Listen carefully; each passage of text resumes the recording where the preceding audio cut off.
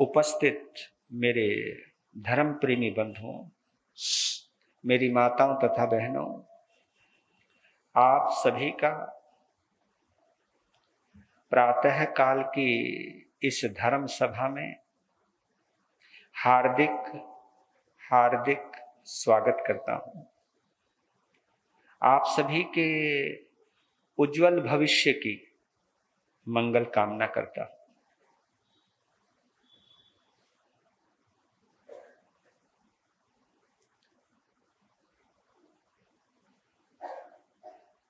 चल रहे विषय को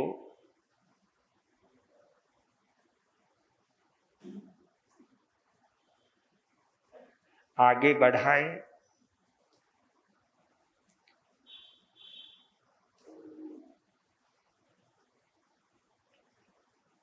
कर्म और धर्म की व्याख्या चल रही है।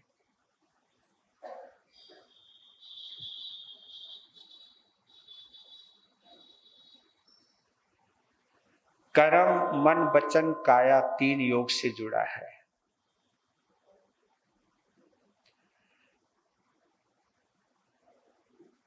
जो धर्म है वो कहीं ना कहीं आत्मा से जुड़ा है।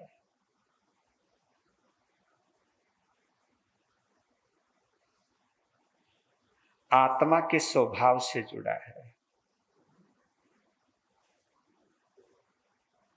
या हमारे तुम्हारे स्वभाव से जुड़ा है। कर्म का प्रभाव होता है, आत्मा का स्वभाव होता है। ये छोटी सी मोटी बात हमको समझ लेनी चाहिए। जहां जहां कर्म है वहां वहां प्रभाव है, लेकिन जहां जहां धर्म है वहां वहां स्वभाव है।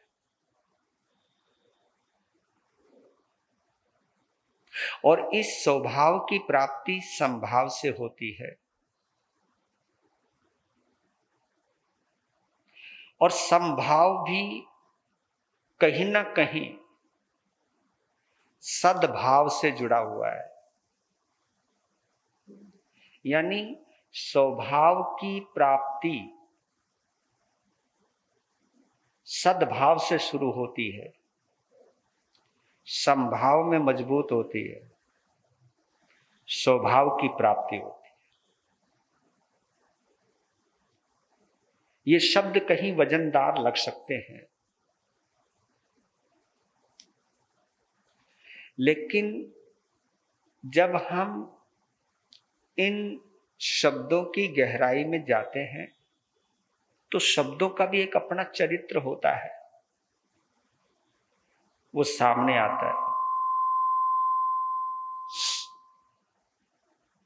लीजिए, आज के विषय पे थोड़ा सा आगे बढ़े, उससे पहले गीत का आनंद लेते हैं।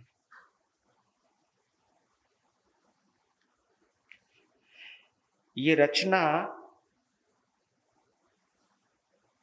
भगवान श्री राम प्रसाद जी की है।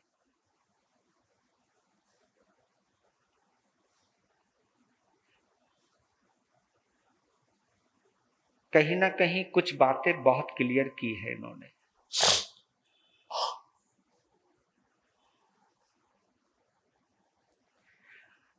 आपने सुना भी होगा, क्योंकि हम संत सब रिपीट ही करते हैं। यह आपकी अच्छी बात है कि आप भूल जाते हो, आपको दोबारा नया लगता है ना? ये अच्छी बात है।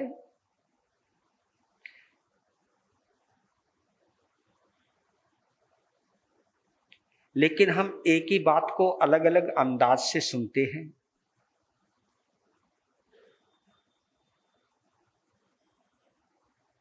पता नहीं कौन सा अंदाज हमको जल्दी समझ में आ जाए।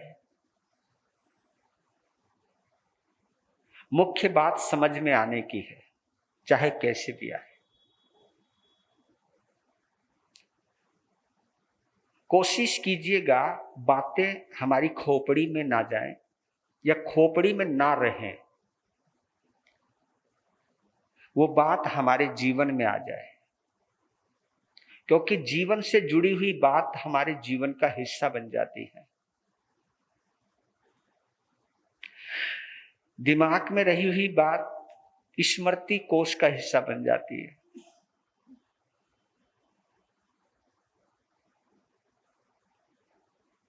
कहते हैं कि आपके पास कितनी संपत्ति है यह महत्वपूर्ण नहीं है, असली संपत्ति तो वो है जो वक्त पर काम आती है।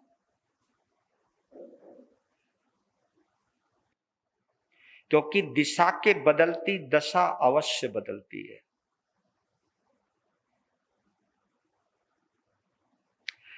विचारों के बदलते ही आपका आचार जरूर बदलेगा, सोच के बदलते ही आपका व्यवहार अवश्य बदलेगा।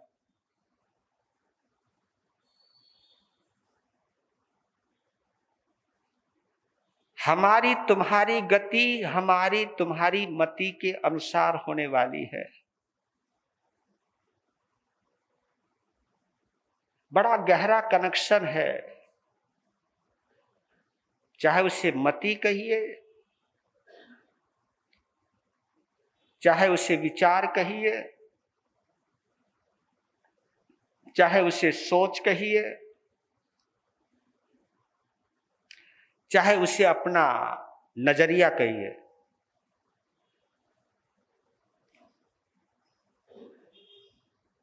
क्योंकि नजर के बदलती नजारे बदल जाते हैं। इसलिए वो श्लोक, वो 4 लाइनें आपको याद होंगी। नजरें बदलें, नजारे बदल जाएंगे। सोच को बदलिए, सितारे बदल जाएंगे। कश्तियां बदलने से क्या फायदा? हाँ, दिशा को बदलिए, किनारे बदल जाएंगे।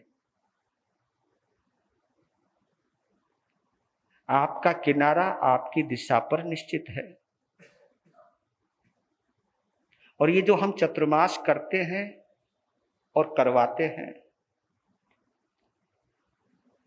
नजरें बदलने के लिए ही करते हैं। अपनी जीवन शैली को चेक करने के लिए करवाते हैं। उसमें कुछ करेक्शन करना हो इसलिए हम चतुर्मास करते और करवाते हैं। कहीं कुछ गलत तो नहीं हो रहा है उसको समझने के लिए करते हैं और करवाते हैं। ये दोनों शब्द मैं बोल रहा हूं। हम भी चतुर्मास करते हैं अपने आप को संभालने के लिए। और कभी कभी बड़ा गजब होता है, आप लोग हमें देखकर बदल जाते हो और हम लोग भी कभी कभी आप लोगों को देखकर बदल जाते हैं।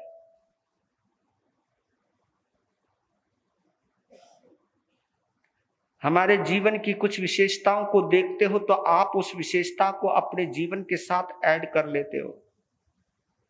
और जब हम कभी तुम्हारी विशेषताएं देखते हैं तो सोचने को मजबूर हो जाते हैं कि गृहस्थ धर्म की पालना करते हुए भी अगर ये व्यक्ति इतना संभला हुआ रहता है तो तुझको भी संभल कर चलना चाहिए। क्योंकि यहां पता नहीं कब शिष्य गुरु बन जाए, कब गुरु शिष्य बन जाए। और हमारे धर्म के अंदर या जिन शासन के अंदर एक विशेषता है, जिसने किसी ने अगर निर्जरा तत्व पढ़ा हो तो उसके अंदर बहुत कुछ है।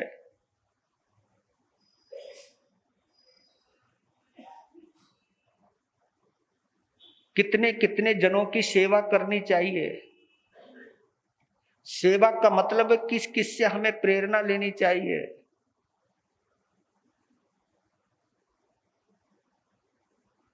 सेवा हम कहीं ना कहीं उसकी करते हैं जिससे हम प्रभावित होते हैं या जिसको हम प्रभावित करना चाहते हैं।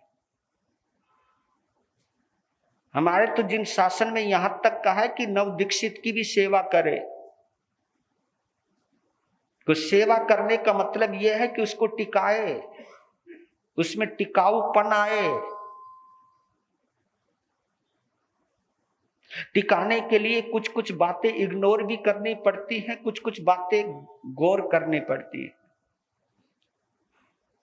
कुछ कुछ बातों को देख करके भी अनदेखा करना पड़ता है, कुछ कुछ बातें पर जोर भी देना पड़ता है। और ये गुरु की विशेषता रहती है कि कब सीखना है और कब सिखाना है। एक अध्यापक ने मुझसे एक बात कही थी कि हम विद्यार्थियों को देख करके पढ़ाना सिखाते हैं कि मेरा विद्यार्थी किस ढंग से समझ सकता है, यह हमें विद्यार्थी से पता चलता है। और उन विद्यार्थियों के सीखने के तरीके से हम भी पढ़ाना सीख लेते हैं। तो यहां जिंदगी के अंदर हमेशा शिष्य बने रहोगे तो ज्यादा अच्छा रहेगा। कभी भी मत सोचना कि हम पूर्ण हो चुके हैं।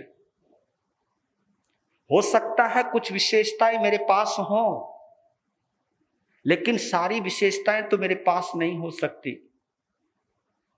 कुछ विशेषताएं उनके पास भी हो सकती हैं जिनको हम छोटा समझते हैं, लेकिन वो विशेषताएं अगर उसके पास है तो हम भी उसे विशेष समझें और विशेष समझ करके उससे उस विशेषता को हासिल करें।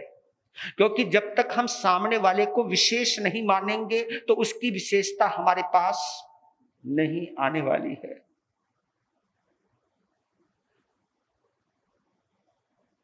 तो हम कह रहे थे कि धर्म एक स्वभाव है, और आज मैं समाई के ऊपर चर्चा करना चाहता हूं, क्योंकि एक समाई ऐसी चीज है जो हमारे 6 आवश्यकों में पहला आवश्यक भी है। आवश्यक का मतलब आप समझते होंगे, जरूरी। 6 आवश्यक का मतलब है ये 6 आवश्यक बातें हैं। इन 6 बातों से जिन शासन से जुड़े हुए लोगों का संबंध जुड़ा हुआ रहना चाहिए। ये आवश्यक इसलिए है क्योंकि आत्मा के लिए जरूरी है, मुक्ति के लिए जरूरी है, परम आनंद को पाने के लिए जरूरी है, अपने स्वभाव में लौटने के लिए जरूरी है, अपने अंदर छुपा हुआ जो खजाना है उस खजाने को पाने के लिए जरूरी है। ये साधु के लिए भी जरूरी है, श्रावक के लिए भी जरूरी है। जो जरूरी है उसको हम आवश्यक कहते हैं, और इसका नाम है 6 आवश्यक, षड आवश्यक।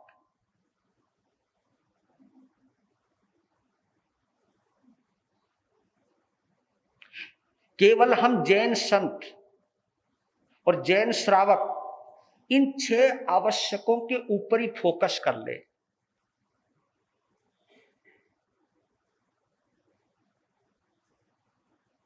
हमारी समाज में, हमारे परिवार में और हमारे संघ में कोई समस्या ही नहीं रह सकती। और लेकिन आपने देखा होगा कि इन 6 आवश्यकों की पालना करते करते भी समाज समस्याग्रस्त है। तो इसका मतलब है कि खाना पूर्ति कर रहे हैं हम, आवश्यक तो पूरा कर रहे हैं, लेकिन उसकी हम क्या बोलते हैं उसको, खाना पूर्ति तो समझते होंगे ना। हाँ, फॉर्मलिटी, भाई करना है कर रहे हैं, समाई करनी है करनी है, एक ही क्यों 5-5 कर लेंगे। वंदना करनी है तो करनी है, क्योंकि भाई वंदना तो करनी पड़ेगी। अब महाराज आए तो वंदना तो करनी पड़ेगी, चाहे मन नहीं है करने का तो भी करनी तो पड़ेगी। कई लोग तो बिना मन के भी करते हैं, दिखाने के लिए भी करते हैं।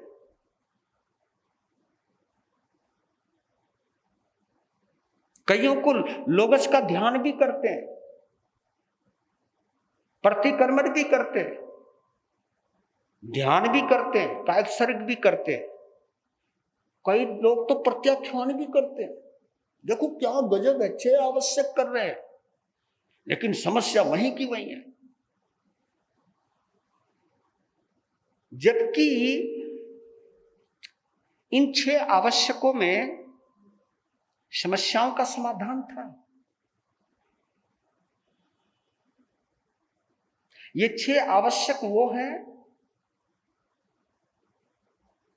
जब आदमी के चेहरे पर चिंता की लकीरें नहीं, चेहरा तेजस्वी हो जाता है,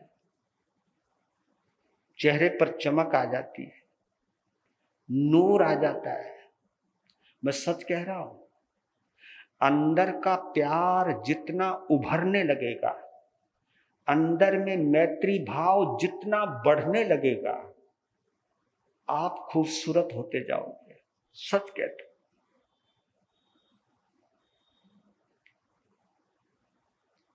फिर खूबसूरती के लिए किसी ब्यूटी पार्लर में जाने की जरूरत नहीं।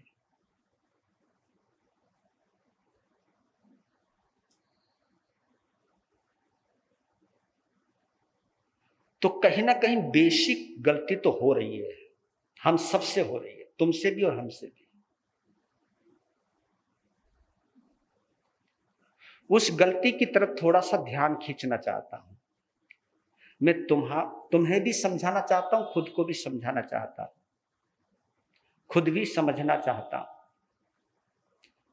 ये विषय मैं बहुत प्रिय रखता हूं अपना, क्योंकि आपके बहाने में खुद को भी समझाता रहता हूं।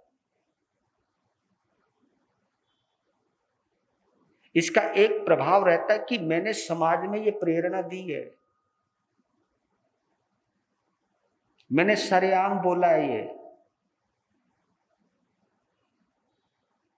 इसके विपरीत कुछ होगा तो समाज क्या सोचेगी? यही लज्जा, यही लिहाज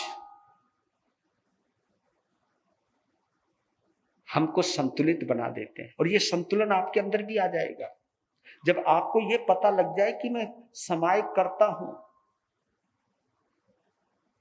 मैं वंदना करता हूं, मैं 24 तीर्थंकरों की आराधना करता हूं, मैं प्रतिक्रमण करता हूं, मैं कायत्सर्ग और प्रत्याख्यान भी करता हूं,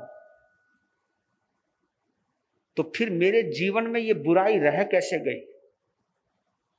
कहीं मेरे इस दोगले चरित्र की वजह से मेरे जिन शासन के ऊपर कोई उंगली तो नहीं उठाएगा? मेरी वजह से कोई इस जिन शासन की हीलना, अवहेलना तो, असातना तो नहीं होगी? ये भाव अगर एक बार आता है तो आपका जीवन बदलना शुरू हो जाएगा। पर लेकिन जब हम खाना पूर्ति में जुट जाते हैं तो कुछ भी नहीं होता। इसलिए एक शब्द बोल करके मैं अपनी बात शुरू करना चाहता हूं कि समय को साधना बनाइए, आदत नहीं। रिपीट, क्या बोला? समय को साधना बनाइए, आदत नहीं। आप कहोगे साधना में और आदत में अंतर क्या है? बहुत अंतर है। आदत किसको कहते मालूम है? जिसको किए बिना चैन ना आवे, है ना? कईयों को आदत पड़ जाती है समय की, 4-4, 5-5, 1 तो 2, 2-3 समय। जिस दिन नहीं होती उनकी बेचैनी देखा करो। हाय हाय, आज तो कुछ रह गया यार, कुछ रह गया, अंदर से बेचैनी। और कभी कभी मैं आप लोगों की बेचैनी देखता हूं तो मैं सोचता हूं यार ये बंदा तो इसी जन्म में मुक्ति में जाने वाला है। अब बेचैनी इतनी जबरदस्त, माथा पटके, माथा धुने, सोचे कि कुछ रह गया, और जैसे समय करी भाई फ्री हो गए। अब ये जो बाहर का व्यवहार है ये तो लगेगा कि यार कमाल है, लेकिन सवाल तो आगे खड़ा हो गया कि इतनी समाई के लिए बेचैनी होने के बावजूद भी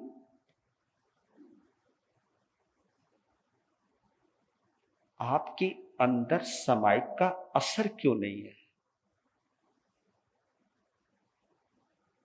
इसलिए कह रहा हूं, समाई को आदत नहीं साधना बनाइए। आप समझिए, इस एक लाइन में एक लाइन बोल रहा हूं, उसमें आप उसका अर्थ समझ जाओगे। आदत उसको कहते जिसको किए बिना चैन ना आवे और करके कोई चेंज ना आवे।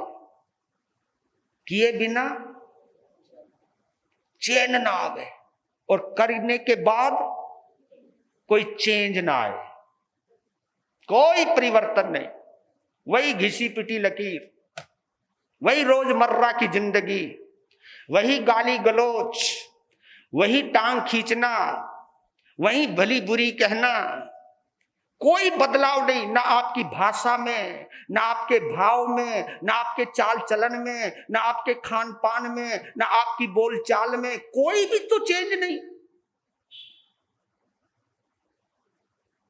ये कैसी समाई? और आप आश्चर्य मानोगे, भगवान महावीर स्वामी को एक समाई करने के लिए 12.5 साल लग गए। ओए होए, कितनी समाई? केवल एक समाई करने के लिए भगवान महावीर स्वामी को 12.5 साल लग गए। उस भगवान महावीर को 12.5 साल लग गए जिनके पास 4 ज्ञान है, मति ज्ञान, श्रुत ज्ञान, अवधि ज्ञान, मन प्रयोग ज्ञान। 4 ज्ञान के धारी हैं, क्योंकि दीक्षा लेती उनको 4था ज्ञान हो गया था। जन्म से उनके पास 3 ज्ञान है, हमारे पास 2 ही हैं, और वो भी अधूरे, मति और श्रुत। और बताओ, ये ज्ञान प्रत्यक्ष ज्ञान नहीं कहलाते, ये परोक्ष ज्ञान कहलाते हैं। हमारा ये ज्ञान जो है मति और श्रुत अनुमान के आधार पर चलता है। अवधि ज्ञान प्रत्यक्ष ज्ञान है। और आपको बताओ, मति ज्ञान, श्रुत ज्ञान आपकी बुद्धि से कनेक्टेड है, अवधि ज्ञान आत्मा से कनेक्टेड है। सीधा कनेक्शन उसका आत्मा से जुड़ा हुआ है। 5 ज्ञान है, 5 ज्ञानों के अंदर 2 ज्ञान मन, बुद्धि और इंद्रियों से जुड़े हुए हैं। किससे? मन, बुद्धि और इंद्रियों से जुड़े हुए हैं, मति और श्रुत ज्ञान। मति आपकी बुद्धि है, श्रुत जो सुनने से होता है, पढ़ने से होता है, इंद्रियों से होता है। हम कहीं ना कहीं मजबूर हैं, और वो 100% प्रमाणित है ये नहीं कह सकते, क्योंकि मन आपका प्रमाणित है नहीं। इंद्रियों का जो प्रमाण है वो भी घटता बढ़ता रहता है। कानों से कुछ शब्द सुनते हो, कुछ अनसुना भी रह जाता है। कोई बोल रहा है तो वो शब्द दूसरे ने कुछ पकड़ा, तीसरे ने कुछ पकड़ा, चौथे ने कुछ पकड़ा। लेकिन अवधि ज्ञान तो डायरेक्ट आत्मा से आता है, पर लेकिन अवधि है उसकी एक सीमा है। आत्मा का ज्ञान है, पर लेकिन एक सीमा में रहता है, एक अवधि में रहता है। उस अवधि के बाहर वो नहीं जानता, उस सीमा के बाहर नहीं जानता। जैसे आपका मोबाइल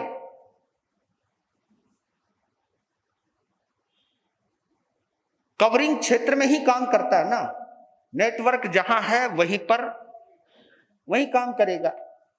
नेटवर्क से बाहर होते ही आपका मोबाइल काम नहीं करता है, लेकिन नेटवर्क में है तो फुल काम करेगा। ऑडियो कॉल करेगा, वीडियो कॉल करेगा, और चाहे कहीं पर भी हो व्यक्ति उसको सामने ला देगा। पर लेकिन उसकी एक मजबूरी है, वो सब चीज है, मजबूरी है, लेकिन नेटवर्क एरिया चाहिए उसको, तो वो अवधि ज्ञान है, उसकी एक सीमा है। मन प्रिय ज्ञान और विस्तृत हो जाता है। 4 ज्ञान के धारी होने के बावजूद भी भगवान महावीर स्वामी को एक समाई करने में 12.5 साल लग गए। और आप लोग तो एक दिन में 12 समाई कर देते हो। अगर मैं क्वांटिटी के हिसाब से देखूं तो भगवान महावीर से तुम 12 गुना आगे चल रहे हो। महावीर तो कुछ भी नहीं है तुम्हारे आगे। अगर हिसाब लगाओ तो भगवान महावीर तो कुछ भी नहीं है आपके आगे। यार कमाल है, 12.5 साल लग गए भगवान महावीर को एक समाई करने में, और आप यहां तो रोज रोज 5 पेल देते हो, पेलते ही हो। हाँ,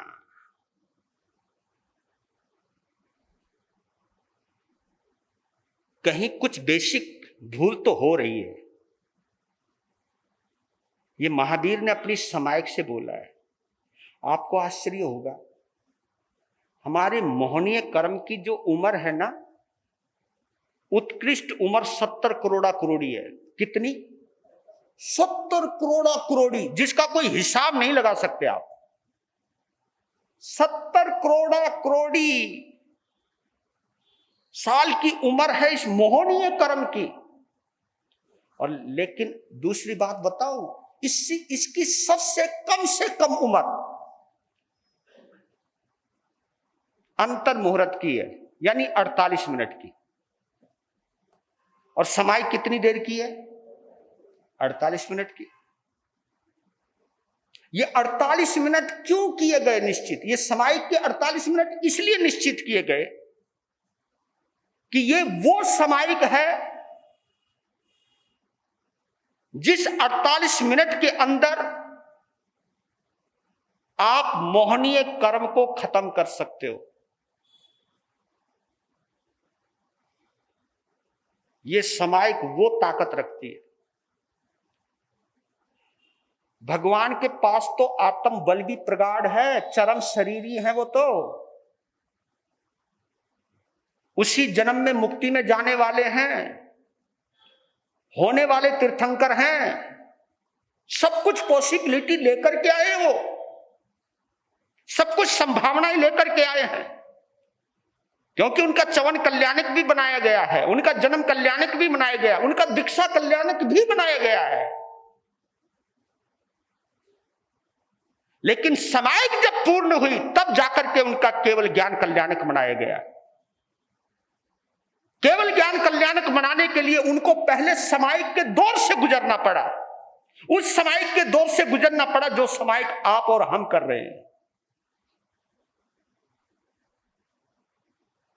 यहां आप लिखवा तो देते हो, चाहे कोई भी, बोलो बोलो, चाहे कोई भी मजबूरी हो, समायिक करनी जरूरी। ये हम संतों ने बोल दिया है, पर लेकिन इसको हम इस ढंग से भी तो चेंज कर सकते हैं। चाहे कोई भी मजबूरी हो, संभाव में रहना जरूरी हो, यह भी तो हो सकता है। क्या बोला मैंने? चाहे कोई भी मजबूरी हो लेकिन संभाव में रहना जरूरी। यहां तो हम समायिक में भी संभाव में नहीं रहते।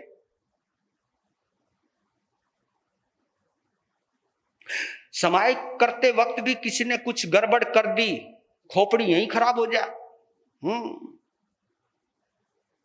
एक बार तो कमाल हो गया, एक आदमी प्रवचन में समायिक लेके बैठा हुआ और वो मस्ती में सुन रहा था।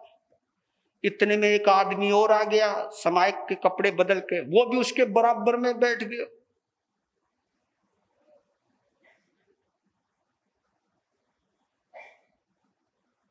थोड़ा सा उसका ध्यान खुला, बराबर में देखा, ओ तेरा भला।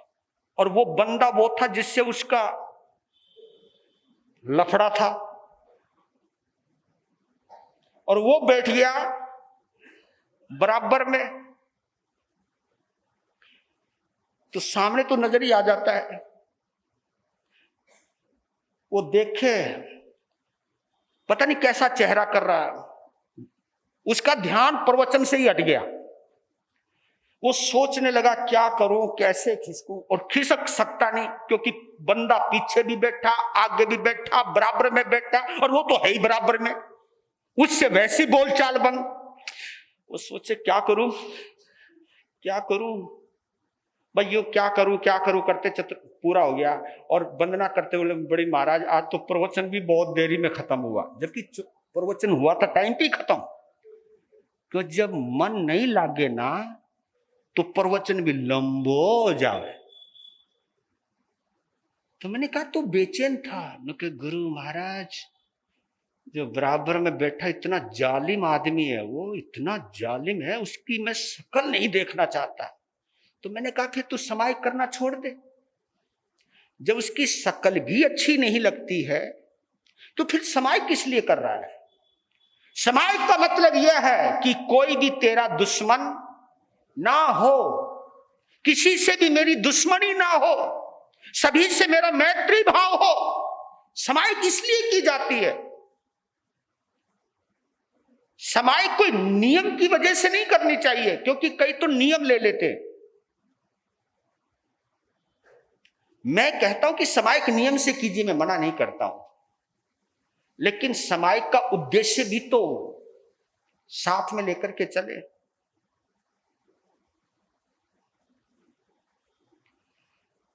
समायिक बहुत बड़ी घटना है, यह मुक्ति का द्वार है। द्वार, आत्मा में प्रवेश करने से पहले कोई कंडीशन है तो वो समायिक है। परमात्मा से अगर मिलना है तो सबसे पहले समायिक है। ये आत्म मंदिर का पहला प्रवेश द्वार है, ओपनिंग डोर है ये। और इस ओपनिंग डोर में अगर इस डोर को ही नहीं खोलोगे तो अंदर प्रवेश नहीं कर पाओगे। भगवान महावीर को 12.5 साल लग गए, और इसका मैं एक मेथड बतला देता हूं आपको कि भगवान महावीर को इतना समय क्यों लग गया। इतने समर्थ होते हुए भी, क्योंकि उनकी सामर्थ्य पर कोई उंगली नहीं उठा सकता, कोई उनके सामर्थ्य पर संदेह नहीं कर सकता।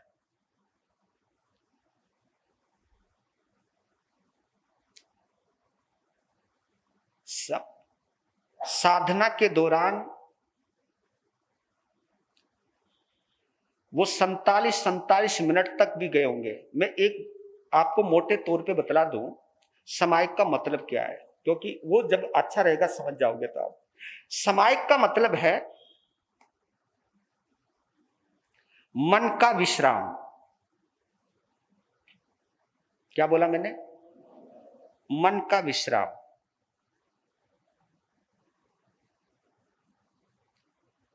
समायिक का मतलब है कि अब मैं मन के पार होने लगा हूं, है ना। शरीर का धर्म आपने सुना था, मन का धर्म भी आपने सुना था। मन का स्वभाव जो चंचल है, मन का स्वभाव जो इधर उधर कल्पना करता रहता, मन का स्वभाव कभी यहां कभी वहां कभी वहां।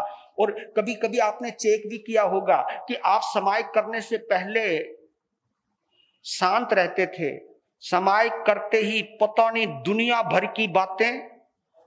बताओ, और देखो कितनी गजब की बात है, आदमी बंदा माला भी फेर रहा है और मन भी चल रहा है। आदमी समायिक भी कर रहा है, मन कहीं कहीं जा रहा है। जब तक मन इधर उधर उलझा हुआ है, मन इधर उधर जा रहा है, तो कम से कम एक बात तो मान लो आप कि मैंने समायिक बेशक 48 मिनट की पूरी करके पारी है, लेकिन समायिक अधूरी की है। ये तो जिंदगी में मान लो, ये तो मैं भी मान लूं। आपकी तो समायिक फिर भी जाओ नियम की है। कितने जाओ नियम की है, हमारी तो जाओ जीवाई की है। लेकिन हमें भी सोचना चाहिए कि जाओ जीवाई की समायिक करने के बावजूद भी अगर समाज में कुछ भी तेरे खिलाफ होता है तो तू इतना बेचैन क्यों हो जाता है? समाज में कोई काम तेरे अनुकूल नहीं होता तो तू परेशान क्यों हो जाता है? मन चाही भीड़ नहीं आई या मन चाही समाइक नहीं हुई तो तू परेशान क्यों हो जाता है? अगर कुछ भी तेरे मन के विपरीत होता है तो तेरे चेहरे पर शिकन क्यों पड़ जाती है? तू बौखला क्यों जाता है? विपरीतता को क्यों नहीं सहन कर पा रहा है?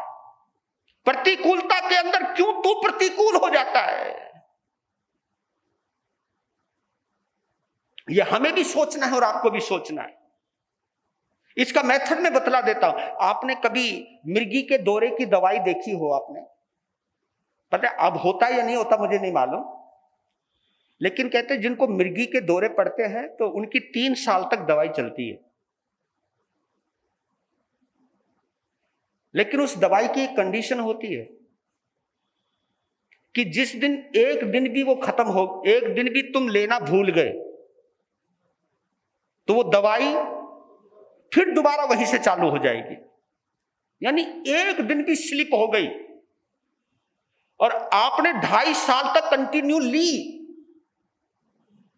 2.25 साल तक कंटिन्यू ली, लेकिन एक दिन स्लिप हो गई तो फिर वो दवाई 2.25 साल लेने के बावजूद फिर दोबारा चालू करनी पड़े, फिर 3 साल के लिए चलनी पड़ेगी। यही मेथड इसका है कि भगवान महावीर बिना मन के आत्म रमन करते हुए, आत्म स्वभाव में रहते हुए साधना कर रहे हैं। साधना करते करते 47 मिनट तक बिना मन के रहे, बिना विचारों के रहे, बिल्कुल आत्म स्थित रहे, लेकिन 48 मिनट होने से पहले वापस फिर अपने शरीर पर लौट आए या अपने बाह्य वातावरण पर लौट आए या कहीं कुछ लौट आए तो फिर दोबारा वही करनी पड़ेगी। ये साधना करते करते भगवान महावीर को 12.5 साल होए हुए, वो भी घड़ी आ गई जब 48 मिनट पूरे हो गए आत्मा में रहते हुए, आत्म स्वभाव में रहते हुए। आत्म स्वभाव का मतलब संभाव में रहते हुए। हाँ, संभाव में। संभाव यानी वहां कुछ भी ऊपर नीचे। और यहां तो हम जिंदगी में ये देखो, ये संभाव है और ये भेदभाव है ना? ये भेदभाव है। ये भेदभाव आप भी लगातार कर रहे हो, ये भेदभाव हम भी लगातार कर रहे हैं। और जब तक ये भेदभाव होता रहेगा समाई कभी पूर्ण नहीं हो पाएगी, समाई कभी पूर्णता प्राप्त नहीं कर पाएगी। और जब तक समाई पूर्ण नहीं होगी, मोहनीय कर्म का क्षय नहीं होगा। मोहनीय कर्म का क्षय नहीं होगा तो केवल ज्ञान हमें नहीं प्राप्त होगा। और केवल ज्ञान प्राप्त नहीं होगा तब तक हम सब भटक रहे हैं। और भगवान महावीर ने तो ईमानदारी से एक बात कही है कि 4 ज्ञान होने के बावजूद भी हम छद्मस्त हैं। इतनी ईमानदारी से कोई बोल ही नहीं सकता। और ये गलती गौतम स्वामी से भी हुई है। वो भी 4 ज्ञान के धारी हैं, 14 पूर्वों के धारी हैं। गलती उनसे भी हुई है। जिस वक्त आनंद श्रावक ने कहा कि भगवान मुझे वहां तक दिखाई दे रहा है, अवधि ज्ञान की चर्चा कर रहे हो, कि मुझे देवलोक में वहां तक नजर आ रहा है, नरक लोक में वहां तक देख रहा हूं, तिरछा लोक में मुझे यहां तक नजर आ रहा है, तो मालूम है एक गलती कर गए वो कि श्रावक तुम झूठ बोल रहे हो।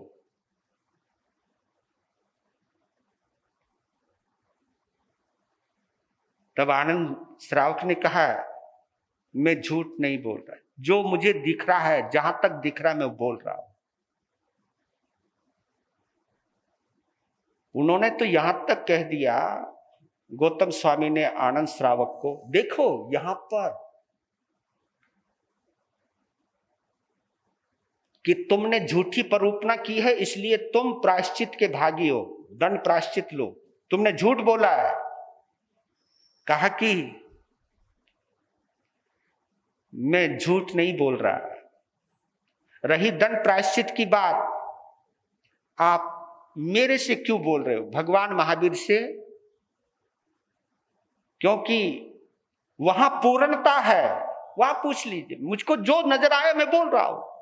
तब गौतम स्वामी भगवान के चरणों में पहुंचे, कहा कि आनंद श्रावक ने ये झूठ बोला है, प्रायश्चित लेना चाहिए।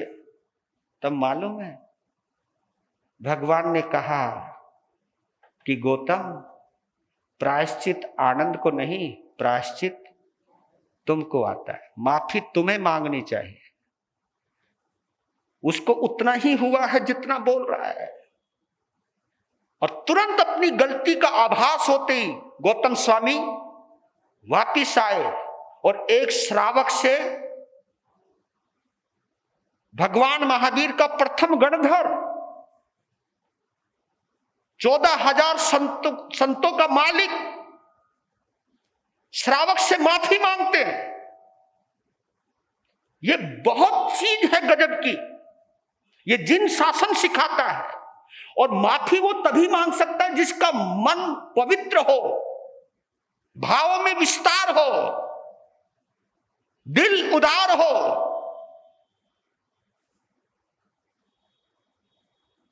और ये उदारता तब आती है जब विनम्रता हो।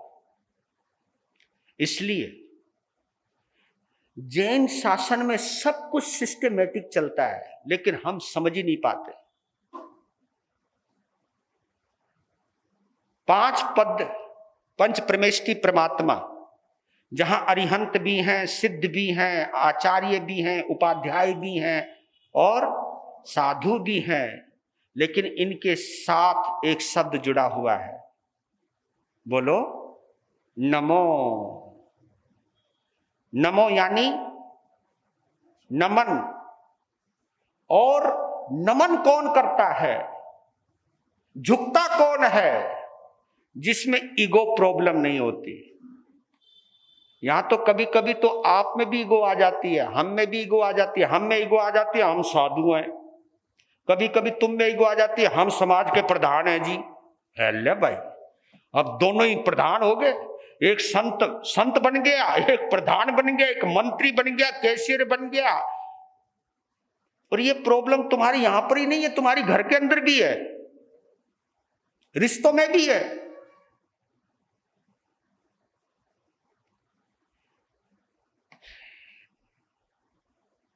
वो घड़ी कब आएगी ये हम मन के पार जा सके, क्योंकि ये खोपड़ी हमारे दिमाग को खराब करके रखती है।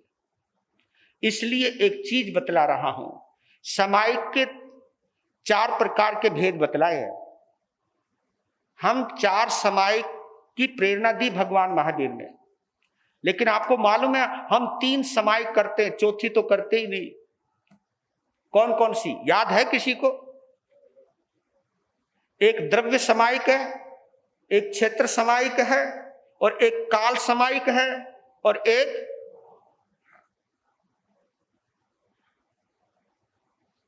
हम 3 समायिक करते हैं, चौथी तो करते ही नहीं। द्रव्य करते हैं कौन सी? ये जो यूनिफॉर्म वाली है, इसकी विधि है, इसकी विधान है, इसके पार्टियां हैं, इसके पाठ है। हम पाठ भी पढ़ते हैं, पूजनी भी रखते हैं, आसन भी रखते हैं। और जो एक विधि है, इसके बाद नौकार मंत्र पढ़ना या वंदना करनी है, लोगस का ये ध्यान करना है, तसूत्री ये करनी, इच्छा कारण का ये पाठ करना है। हमने सब विधि पूरी करी, लेकिन इन सब विधियों को पूरा करने के बावजूद भी ये समायिक द्रव्य समायिकी कहलाएगी। द्रव्य समायिक कहते हैं जो दिखाई दे, कहने का मतलब ये है। द्रव्य समायिक यानी मेरा साधु बाना आपको दिखाई दे रहा है, आपकी समायिक की पोशाक दिखाई दे रही है, ये द्रव्य समायिक है। जो करता हुआ नजर आए वो द्रव्य समायिक है। राइट, ये समझ रहे हो ना आप? द्रव्य समायिक उसकी विधि है, उसका विधान है, और उसकी वेशभूषा है। और बताओ, जिन शासन में तो समायिक का भी बंटवारा हो चुका है, आप कहोगे कैसे? कि समाज के आधार पे पता चल जाता है, ये थानक वाला है, ये तेरापंथी है, ये मंदिर मार्गी है, ये दिगंबर है। लो जी, समाज से पता चल रहा है, यानी समाज एज ए आइडेंटिटी बन गई आपकी, पता लग जाता बंदा है किसको मानता है। और कई लोग तो साधु ये भी कहते हैं मेरी सभा में ये वाली समाज होनी चाहिए, यही वाली। हम कहां उलझ गए? पर लेकिन ये द्रव्य समायिक है, मैं इसको मना नहीं करता हूं, इसका भी अपना महत्व है, पर लेकिन इसको द्रव्य समायिक ही समझना, मेरा कहने का भाव यह है। फिर एक क्षेत्र समायिक है। क्षेत्र समायिक उसको कहते कि जैसे स्थानक में करना, और स्थानक में भी कई लोगों की जगह पक्की रहती है, कई लोगों की जगह, उस जगह कोई और नहीं बैठ सकता, बैठ जाए तो लफड़ा हो जाए, होगा भाई यही जगह मेरी पक्की है। कई लोग तो ये कहते मेरी जगह घेर के रखना, यानी आसन पहले बिछा देना ताकि मैं वहां आकर के बैठ जाऊं। यानी आपने क्षेत्र भी निश्चित कर दिया कि ये क्षेत्र समायिक है, ये समायिक केवल क्षेत्र वाली है, जहां तुमने जगह निश्चित की वो क्षेत्र समायिक है। और एक काल समायिक है, ये आपने जो घड़ी देख करके समायिक की है आपने, कि मैंने 48 मिनट यानी 50 मिनट पूरी करनी है, ये काल समायिक है, केवल काल समायिक। आपने समय का ध्यान रखा है और आपने निश्चित कर लिया कि बस समय पूरा होएगा, और समय पूरा होते ही 9वें व्रत समायिक के विषय, और व्रत भी 9वां है, 12 व्रतों में ये श्रावक का 9वां व्रत है, 9वां व्रत बोलते हैं इसको। 9वें व्रत समायिक के विषय जे कोई अति चार लाग गया होते मैं अलाउं 10 मन के 10 वचन के 12 काय के बोलना है, और मन में भी लगाया होगा, वचन में भी लगाया होगा, काया में भी लगाया होगा। 10 मन के 10 वचन के 12 काय के, इन 32 दोषों में जे कोई पाप दोष लाग गया हो तस विच्छामि दुक्कड़म, चल भाया। और मैं बताऊं, कई लोग तो मुझे बड़ा आश्चर्य लगता, समय हो रहा मेरा, कई जगह तो आश्चर्य लगता मुझे। कई लोगों को मैं कहता हूं कि तुम्हारी समायिक, क्योंकि आपने अपना थैला बना रखा समायिक का, है ना, और उसका नाम रखा आपने समायिक का बैग, समायिक का बैग है। और जब तुम घर से चलते जरा वो समायिक वाला बैग दियो, मुझे ऐसा लगता है समायिक उसी में रहती है आपकी। अब यहां जैसे पूरी करते हो समायिक तो उसी में डाल देते हो आप। अब भाई कुछ भी करो, हम फ्री हो गए, समायिक गई थैले में, समायिक गई, मेरे साथ बोलते रहो, समायिक गई थैले में, कल फिर इसी थैले को लावेंगे, वही कुछ करेंगे। तो मेरे कहना चाहता हूं कि समायिक थैले में है या आपके अंदर है। समायिक थैले की समायिक कितनी भी करना मेरे बंधुओं, लेकिन जब तक समायिक थैले के जगह अगर आपके अंदर नहीं आए, आपने देखा होगा मोबाइल की बैटरी होती है आजकल तो भैया चार्जर बड़े फास्ट आने लग गए हैं, 67% वाले, 100% वाले, है ना, वो पावर होती है कि 15-15 मिनट में बैटरी फुल हो जाती है। तो आप ये मान के चलना, ये समायिक वो है कि आपने आत्मा की बैटरी को क्या किया है, चार्ज किया है, कितनी देर रखा है आपने, ये विचार करना आपका। फिर इसके ऊपर थोड़ा सा विस्तार से हम आगे चलेंगे। वीर नाम के हीरे मोती, गुरु नाम के हीरे मोती, मैं बिखराऊं गले गले, ले लो रे कोई राम का प्यारा, शोर मचाऊं गले गले, ले लो रे कोई गुरु का प्यारा, शोर मचाऊं। दौलत के दीवानों सुन लो, एक दिन ऐसा आएगा, धन दौलत और महल खजाना यहीं पड़ा रह जाएगा। हो धन दौलत और महल खजाना यहीं पड़ा रह जाएगा। सुंदर काया मिट्टी बनेगी, सुंदर काया मिट्टी बनेगी, चर्चा होगी गले गले। ले लो रे कोई राम का प्यारा, शोर मचाऊं गले गले। ले लो रे कोई गुरु का प्यारा, शोर मचाऊं। जिसने ये सब मोती लूटे वो तो माला माल हुए।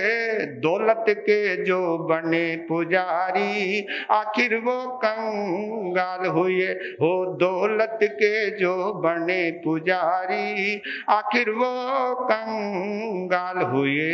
सोना चांदी वालों सुन लो, लोहे कपड़े वालों सुन लो, अरे होजरे वालों सुन लो, अरे लुधियाना वालों सुन लो।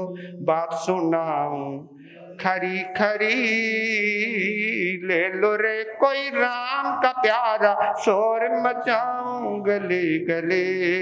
ले लो रे कोई गुरु का प्यारा, शोर मचाऊं गले गले। हो शोर मचाऊं गले गले, शोर मचाऊं गले गले, शोर मचाऊं गले गले। एक जयकारा लगाइएगा। बोलिए उपाध्याय श्री रविंद्र मुनि जी महाराज की।